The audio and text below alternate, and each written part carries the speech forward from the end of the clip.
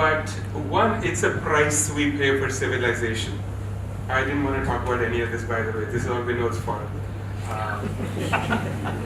And one, it's a price we pay for civilization. And second, it's the biggest motivation for me in life. Because I get my paycheck and half of it is gone. In the United States, we have this joke that the government is your partner. Like, gives you money on one hand and second hand says, give me half of it back.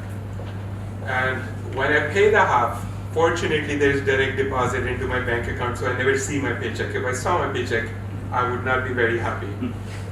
But I know 50% of it goes. So when I realized 36 years ago when I went to the United States, I was poor. My first job was minimum wage, $3 an hour, $120 a month, a week, $400, $480 a month, and my rent was $400, so somehow we survived.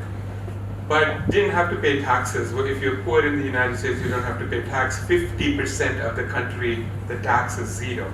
There's 160 million taxpayers in the United States. 80 million of them do not pay any tax. And what we need to learn from some of these countries is those who are very poor, they don't have to pay any tax. Those that are not very poor, but are poor and have kids at home and don't make a lot of money, when they file a tax return, the government sends them a check. Millions of people, when they file a tax return, they get a check from the government of the United States. The check can be as high as $8,000 a year. So if there is a woman that has 2 kids at home, she's not married, and she made maybe $24,000 a year, the government will send her a check of $8,000. Thank you for getting up in the morning. Thank you for getting ready. Thank you for taking your kids to school. Thank you for not filing for unemployment. Thank you for not committing crime. Thank you for not going to jail. Thank you for not standing on the street. Thank you for not begging. Here's a check, $8,000. That's 1/3 of this person's annual income.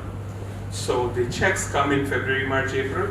United States on the calendar year, tax returns are due on April 15th. The checks start coming in January, February, March. So in the newspapers, you'll see sales. Did you get your tax refund? 25% off bed sheets, this, that, and the other. And most of these people then use this money to pay off the debt they have to accumulate to live on. So anyways, back to taxes.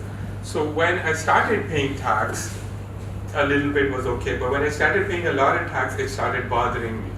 So the option was to cheat, but that was not an option.